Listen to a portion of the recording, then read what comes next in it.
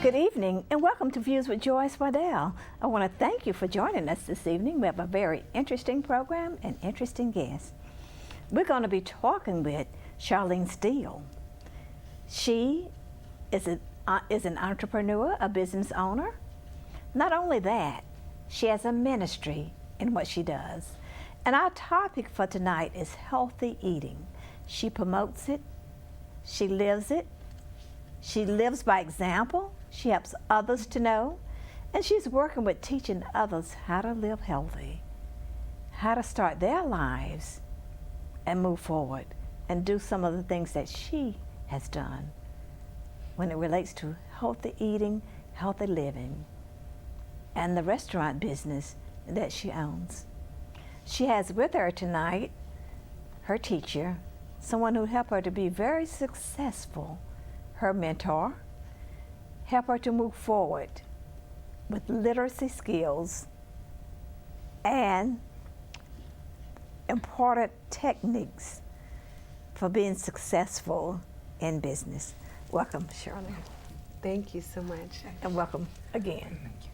Charlene, we didn't get a chance for you last time to talk about how literacy helped you start your business, the business that you're in, and how your business is such a blessing to this community because you work with incarcerated individuals. Those individuals that some people wouldn't take time with because it's a struggle with patience, with understanding, with helping people to move forward. But you have all of those: patience, fortitude, persistence to help others to move forward. Now, how'd you get started with cuisine? Well, Charlene's Cuisine is basically a tutorial program that was in an informal capacity for quite some time. Originally, I had a few people that were in need of employment and wanted to be groomed, if you will, for the positions that they wanted to apply for. And because of their friends or relatives that have had experience with working with me, and they were wanting to get groomed, I should say, in applying for those positions. So there are a lot of restaurants in the Charlotte area, and there's several culinary arts schools, colleges in this area that are preparing people for restaurant chefs jobs, restaurant menus jobs, and restaurant and other food service jobs. But your organization is doing something quite different. What sets us apart from the other organizations that are at hand, we actually take teens and adolescents that have been previously incarcerated that actually have the opportunity to get a job, but they also need to learn how to maintain those jobs and know their roles as an employee. Some of us don't know how to be productive citizens as well. So that was something that we also make sure that they not only chance to get to learn, but to experience. One of the great faucets that we have, or outlets I should say, is Charlene's Cuisine tutorial program has its own restaurant. At McHealthy Cafe, we also have the opportunity to have hands-on experience. They learn how to not only have a healthy work environment, they're learning more about healthy lifestyles and healthy eating at the cafe. Now, once they learn that, then that skill that you help them experience, they see, they feel, they're embedded in, and they experience it so that they can move forward, and it transfers to other jobs that they get. So do you help them, do you go out and seek the places for them to take a position? Yes, we've actually established quite a few relationships with restaurants in the area.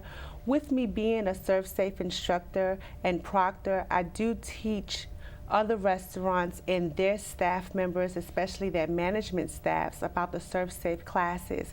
And with that already established relationship, that gives me an opportunity to transfer my students to real life experience and then on to work with other companies. We have a wide variety of companies that are in Charlotte that we've had the opportunity to give them and their staff members ServSafe certification, and we've allowed our students to not only have their hands-on experience here at McHealthy Cafe, but those other restaurants abroad.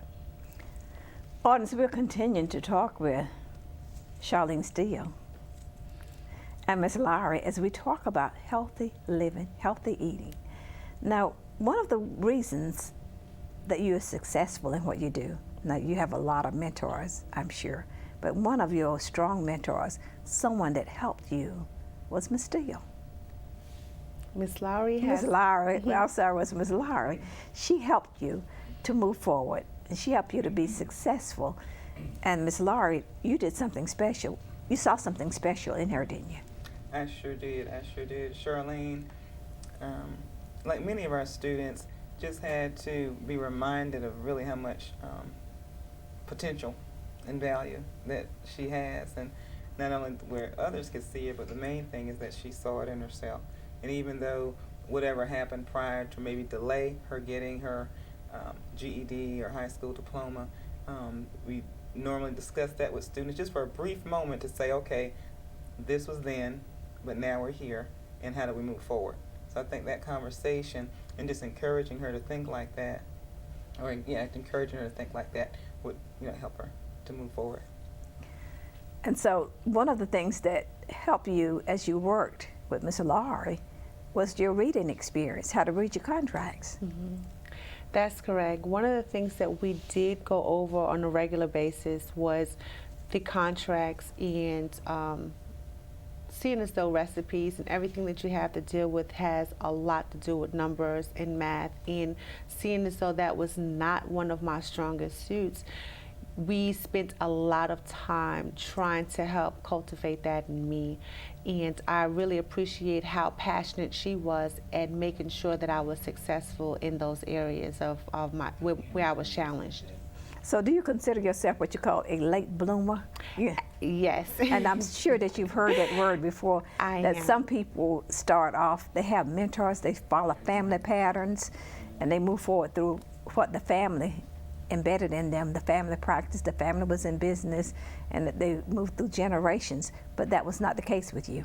No, not at all. You started working as early as 14 years old to take care of yourself and your family. Yes, that's correct. But with it being a late bloomer, I just turned 41, and so just recently I have actually accepted the fact that I'm a late bloomer. But I appreciate all that, again, Fill My Cup has contributed to my life, because it has been essential for the success of my business.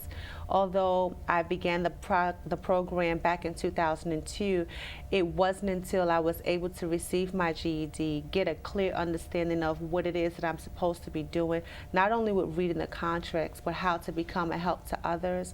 There were challenges that I was facing that I was not able to be clear or even aware of until after my experience with Fill My Cup. Your experience and Fill My Cup with literacy, with teaching you to read, to teaching an understanding of what's in print and how it relates to your business ideas. But you were always in business before then. It helped you move to another level. It just bumped it up several notches. That's correct. So what got you started in business and starting such a successful business? Actually, the love and... Well, starting at 14, you dropped out of high school to get a job, and you started working. Were you working in the food industry at that time? Actually, I was working in the food industry, but not at 14. When I first came into the food industry, I was working in a little Italian restaurant as a server, and I became an expediter because the manager at the restaurant, the owner actually, preferred that I would prepare the plates for everyone the way that I prepared them for myself. And with that being said, he then insisted that I cultivate the gift that was within me. So he not only wanted me to learn different stations in the restaurant, but he insisted that I go to attend culinary school. He wasn't aware of the fact that I had not finished high school, nor was he aware of the fact that I had a learning disability. So with those challenges in front of me, I was rather reluctant to go to school for that.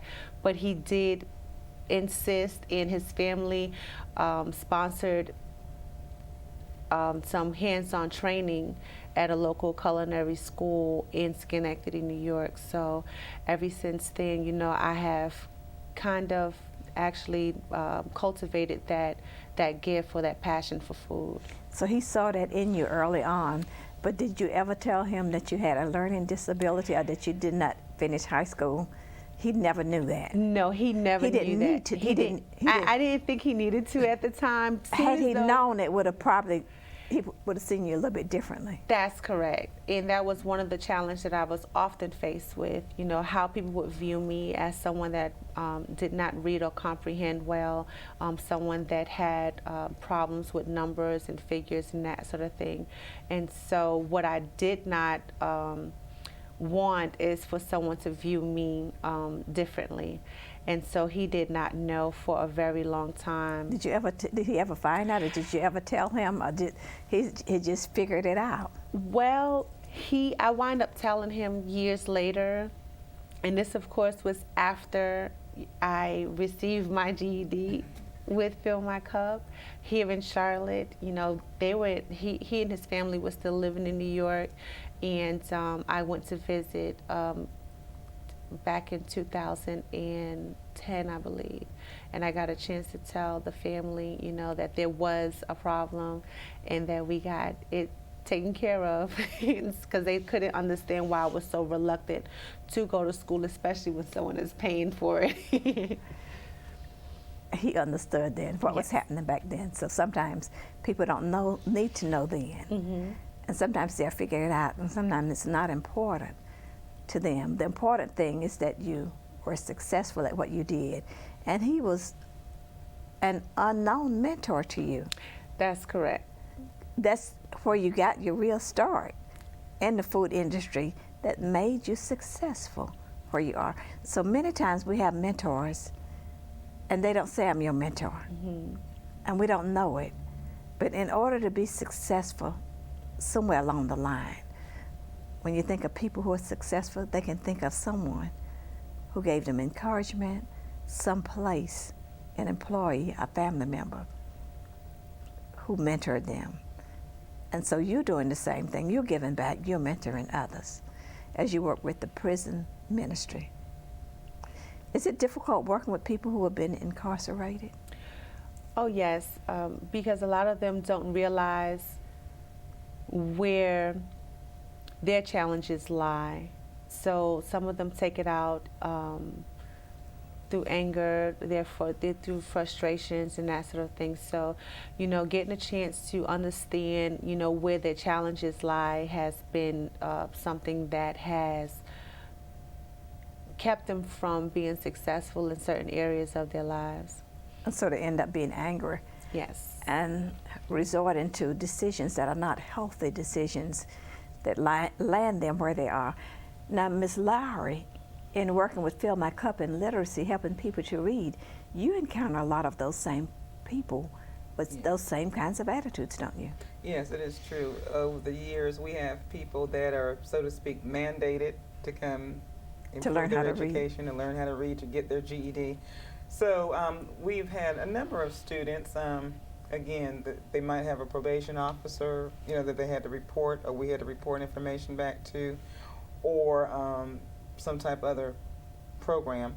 But at any rate, many times we must say, even though they came kind of, as we would say, begrudgingly, if you will, out of relationship, that you must, you know, develop with anyone on any level. And that trust, once the trust comes there, that I'm really here to help you, help yourself.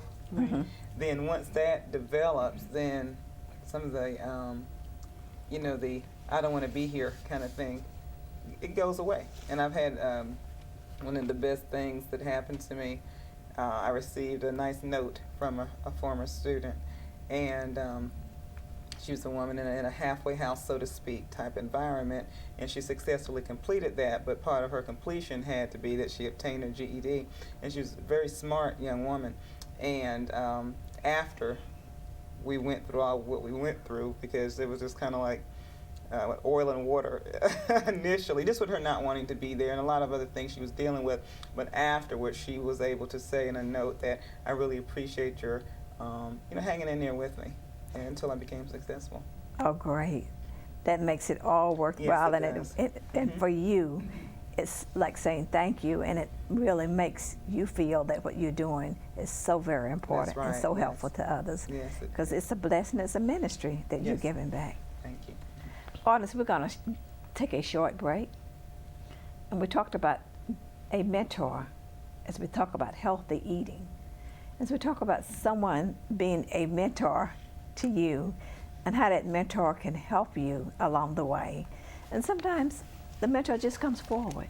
It's just like something that's natural, that's divine, that's spiritual. And other times you must seek that mentor out. And each of us can help mentor another. We're going to talk about that and talk about healthy eating. Sometimes you don't realize what you're eating and the difference it will have in your life in the future. You know that you're enjoying it.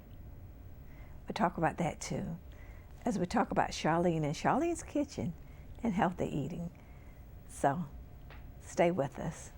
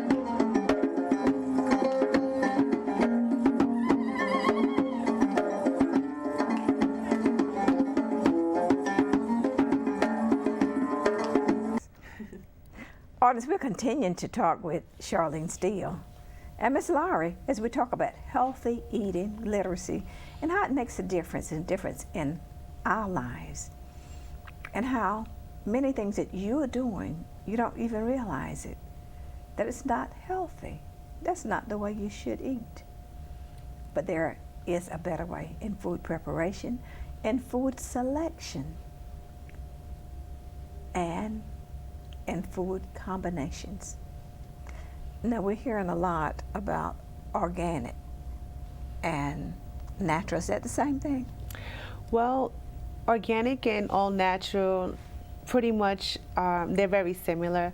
When someone is certified organic, that means the USDA has actually come in and checked to make sure that how your food is prepared, how it's grown, and how it's stored, it's been certified organic. You do have all natural products that are free of certain pesticides and hormones and fillers and additives that makes them all natural. You know, back in the day when everybody had a garden. Mm-hmm. That's before your time. That was organic. That was all natural. But it was, you had to use pesticides. If you didn't use pesticides, the insects would eat up your entire garden. So you had to put pesticides on it. So did that destroy what you were doing when you talked about healthy living? Well, when it comes down to the pesticides, when it comes down to being certified organic, you have to use organic pesticides, things that are not going to be harmful for your fruits and your vegetables or even your livestock. Now, people didn't know that. They thought that everybody had a garden, but everybody had to spray and put dust and powder and stuff on their garden to keep the beetles out. But there's a way that you can plant certain things beside other things to get rid of the insects that would destroy it. Somebody said sunflowers, different flowers around the beans. Is that how it works? Well, again, there are certain products that you can use that are considered all natural when it comes down to you can use as a pesticide. And those of us that are into gardening would have more detailed information. Yes, ma'am, when it comes down to that. We, on the other hand, are a cafe market that has organic and all-natural products. So I have vendors and purveyors that provide me with all-natural products.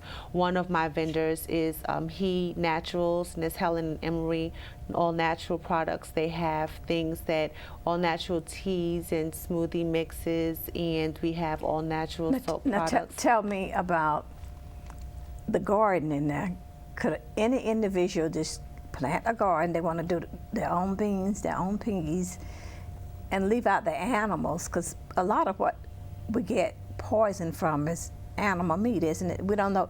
They feed the animals and they grow them, the cows, in 6 months, and they slaughter them. They grow the chickens in 3 months. Well, I'm not a gardener, and I don't do anything that you're just speaking of. I pretty much rely on other products. I rely And the other on, thing we said we were going to let the audience know is about mentors. Mm-hmm. If you don't have one, and you think you don't have one, how important it is that you ask someone, will you mentor me, will you help me?